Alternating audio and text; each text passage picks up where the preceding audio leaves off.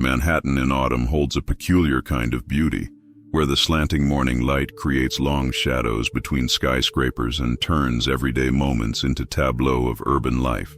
On this particular morning, the city's perpetual symphony, the rush of subway trains beneath the streets, the impatient chorus of taxi horns, the steady percussion of thousands of footsteps, serves as the backdrop for an encounter that would challenge perceptions and reveal unexpected depths of human connection. Morgan Freeman, despite his worldwide recognition, maintains a deliberate routine of walking these morning streets. His understated presence, charcoal overcoat, worn leather shoes that speak of comfort over fashion, and that distinctive gait that somehow parts the crowds without seeming to try, makes him both extraordinary and ordinary in the city's endless flow of humanity. The small coffee shop on 43rd Street knows his order by heart, though he always introduces himself as if it's the first time.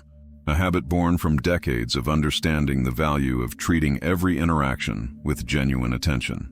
Michael Ramirez hadn't always been the man people now hurried past on these streets. 3 years ago, he'd worn suits similar to those that now brushed by him without a glance. His story, the slow descent from middle management at a shipping company to the streets, wasn't marked by dramatic failures, but by the quiet accumulation of setbacks.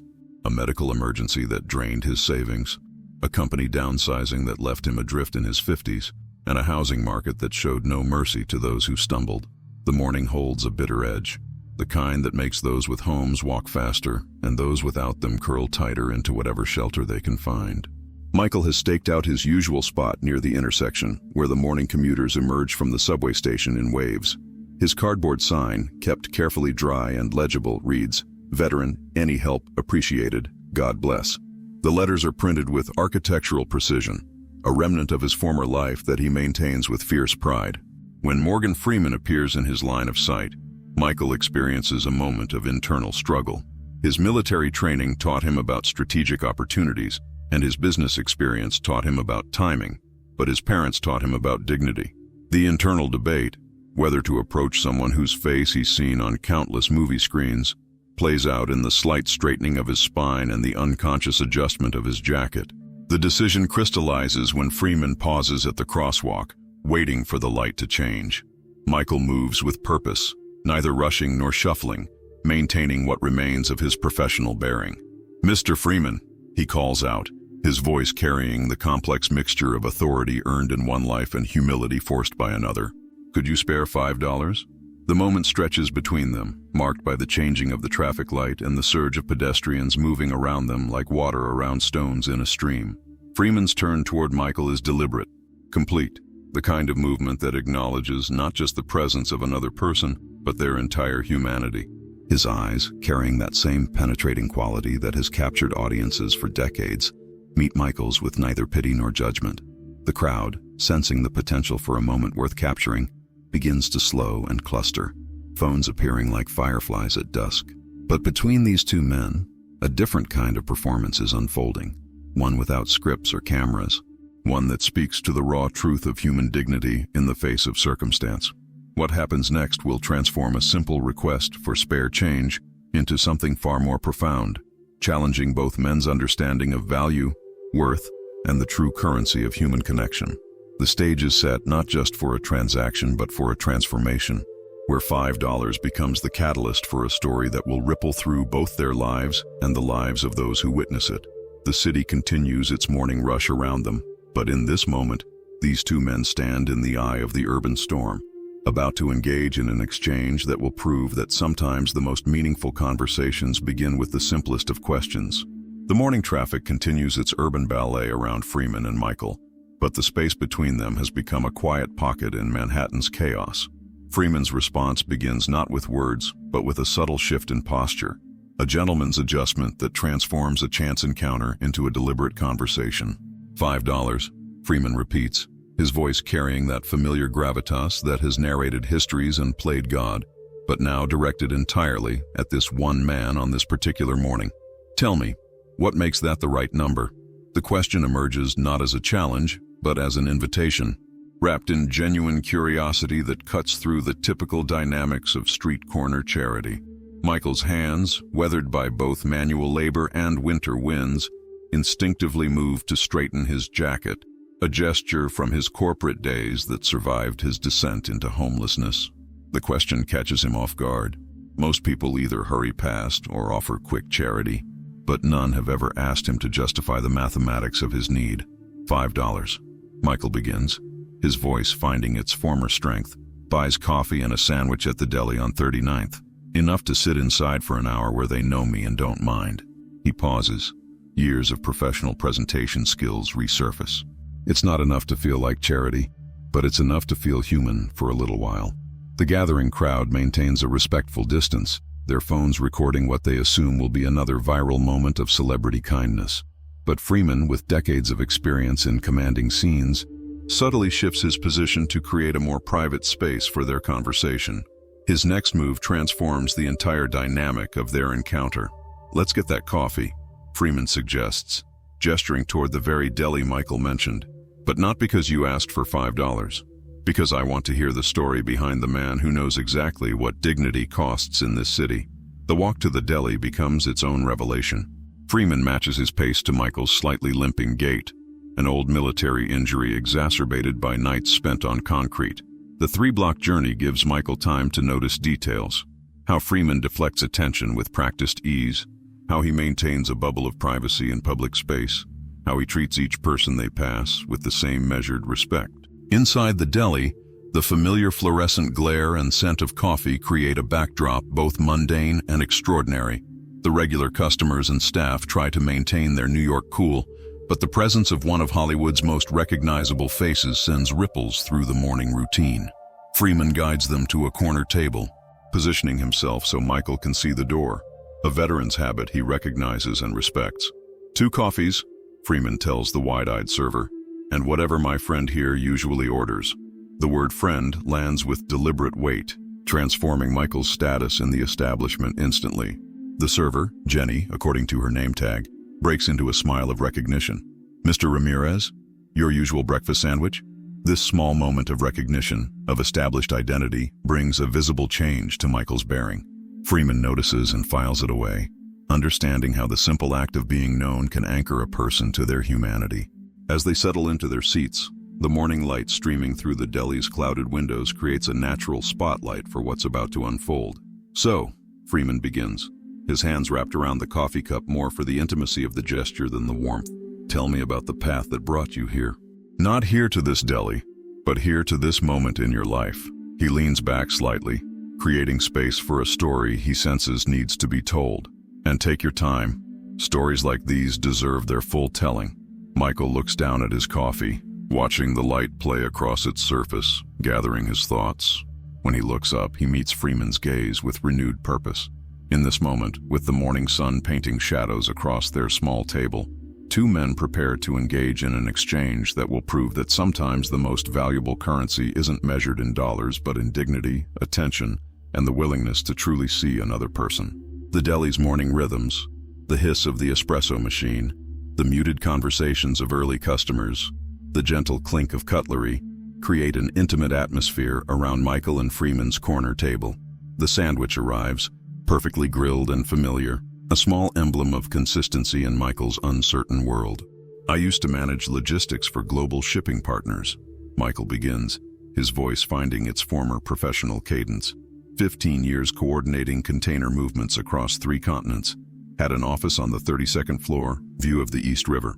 He takes a deliberate bite of his sandwich, chewing thoughtfully. The kind of job where you think you're indispensable until suddenly you're not. Freeman listens with the intensity that has marked his greatest performances. But this isn't a performance. It's recognition of a story that deserves witness. His eyes never leave Michael's face, noting every micro-expression that reveals the deeper narrative beneath the words. "The downsizing came first," Michael continues, his fingers tracing patterns in the condensation on his coffee cup. "Standard corporate speak about restructuring and market conditions. They gave us 60 days notice. Decent severance. I wasn't worried then. 20 years of experience, solid references, good market knowledge." A slight tremor enters his voice. That was before the pain started. Freeman leans forward slightly, creating a more intimate space for the harder parts of the story. The morning light through the window has shifted, painting their small table in warmer tones, as if the day itself is listening. "Spinal stenosis," Michael pronounces the words with careful precision. Military injury from my army days that decided to resurface at the worst possible moment. The surgery wiped out my savings, the recovery took longer than expected, and the job market. He pauses, gathering himself. Let's just say 55 isn't the ideal age to be starting over. The deli has grown quieter, other customers unconsciously lowering their voices in response to the gravity of the conversation unfolding in the corner. Freeman's next question comes softly but directly. And your family? A complex smile crosses Michael's face. My daughter's in Seattle making good money in tech. She doesn't know. His voice catches slightly. My wife, cancer took her 5 years ago. Sometimes I think she was the one holding everything together, even after she was gone. Her insurance paid for the condo until it didn't. Freeman's hand moves slightly on the table, not quite reaching out but acknowledging the weight of the loss. The gesture speaks volumes about respect between men who understand that some pain doesn't need to be touched to be shared. The streets, Michael's voice shifts, taking on a teacher's tone. They're not what most people think. There's a whole society out here with its own rules, its own hierarchy. Veterans look out for each other when we can. I help newer guys navigate the shelter system, show them which places are safe, which to avoid. Freeman nods, recognition flickering in his eyes. Leadership finds its way, regardless of circumstances. But you want to know the hardest part? Michael leans forward, his voice dropping. It's not the cold, not the hunger, not even the way people look through you. It's maintaining your dignity when the world keeps trying to strip it away. That's why I asked for $5 specifically. Not spare change, not anything you can give. $5 is a transaction between equals. It's enough to matter, but not enough to create debt. The truth of this statement hangs between them, heavy with implications about worth, dignity, and the complex mathematics of human interaction. Freeman's response, when it comes, carries the weight of someone who understands both sides of fortune's coin. You've kept your training, your professionalism, Freeman observes. I see it in how you carry yourself, how you structure your thoughts. That's not just survival, that's resilience. Something shifts in Michael's expression. Recognition, perhaps, of being truly seen for the first time in months. The morning light has fully claimed their corner now, and in its clarity, both men understand that this conversation has moved far beyond its initial premise. Mr. Freeman, Michael starts, but Freeman raises a hand. Morgan, he corrects. I think we're past formalities now. His eyes carry a sudden intensity. And I believe it's time we discussed not what $5 can buy, but what real investment in human potential looks like. The words hang in the air between them, pregnant with possibility, as the city outside continues its relentless rhythm. Unaware that in this small deli, a conversation that began with a request for $5 is about to transform into something far more significant. The deli's morning rush has ebbed, leaving a quieter space where Freeman and Michael's conversation takes on new dimensions. The autumn sun, now fully risen, casts long rectangles of light across their table, nature's spotlight on a moment of transformation. I have a proposition for you, Freeman begins, his tone carrying that distinctive blend of authority and warmth that has defined his career. But first, I need you to understand something. This isn't charity.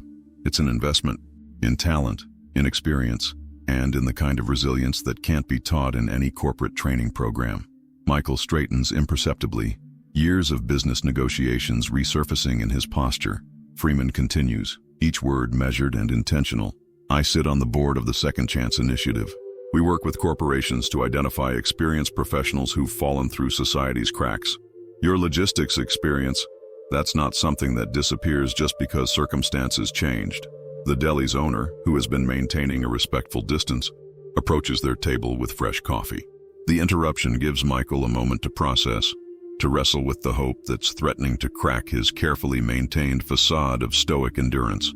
The program, Freeman continues after the owner retreats, provides temporary housing, professional wardrobe, and most importantly, a direct line to companies who understand that experience comes in all circumstances. But, he leans forward, his voice taking on an edge of steel, it requires total commitment. This isn't a handout. It's a partnership. Michael's hands, resting on the table, clench slightly. Why? The question emerges barely above a whisper. Why me? You must see hundreds of people asking for help every day.